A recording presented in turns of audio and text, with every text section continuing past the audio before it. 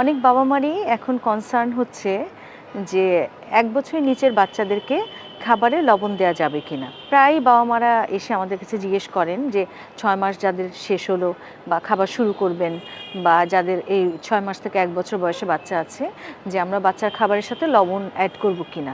আর লবণ না দিলে সেই খাবারটা টেস্টি হবে কিনা, বাচ্চা খেতে চাবে কিনা।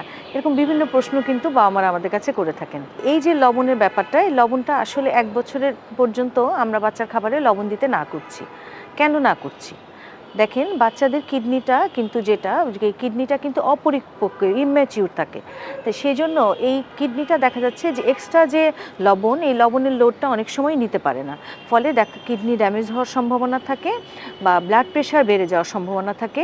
সেক্ষেত্রে বাচ্চা হার্টের সমস্যাও বা হার্টের অসুখও হয়ে যেতে পারে। এই কারণগুলোর কথা মাথায় রেখে আমরা কিন্তু বলছি যে বাচ্চার ১ বছর পর্যন্ত বাচ্চার খাবারে লবণ দেওয়ার কোনো প্রয়োজন নেই। বাচ্চার যতটুকু লবণের দরকার ততটুকু কিন্তু বাচ্চা বুকের দুধ থেকেই পেয়ে যাচ্ছে। সুতরাং বাচ্চার শরীরে যে লবণ বা সোডিয়ামের দরকার সেটা কিন্তু সে বুকের দুধ থেকে পেয়ে যাচ্ছে, যে এটা নিয়ে আমাদের চিন্তার কিছু নেই। কিন্তু অনেকেই চিন্তা করেন যে তাহলে খাবারটা আসলে লবণ না দিলে খাবারটা কিভাবে টেস্টি হবে, বাচ্চা খাবারটা খাবে কি না। তাহলে এইটারও কিছু অনেক সমাধান আছে। যেমন আপনি যদি খাবারে কিছু লেবু ব্যবহার করেন তাহলে কিন্তু লেবুর রস থাকলে তাহলে কিন্তু সে খাবারে অনেক টেস্টি হবে। এছাড়া আমরা বাচ্চার খাবারে কিছু মশলা ব্যবহার করতে পারি, যেমন দারুচিনি, এলাচ, জিরার গুঁড়া, তারপর হচ্ছে আপনি ধনিয়া পাতা, তুলসী পাতা, হ্যাঁ, তারপর হচ্ছে অনেক আপনি পাপারিকা, এগুলো আপনি ইউজ করতে পারেন। তাহলে কিন্তু বাচ্চার খাবারটা একটু টেস্টি হবে এবং বাচ্চা খেতে চাবে।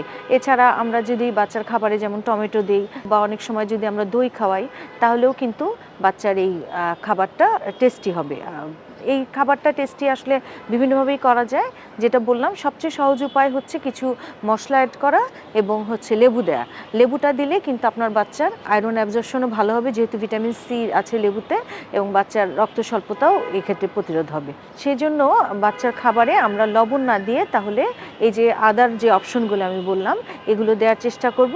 তাহলেই খাবারটা টেস্টি হবে এবং বাচ্চার যে লবণের যে চাহিদা শরীরে যতটুকু দরকার অতটুকু কিন্তু বাচ্চা বুকের দুধ থেকেই পাচ্ছে। সুতরাং ওইটা নিয়ে টেনশনের কিছু নেই।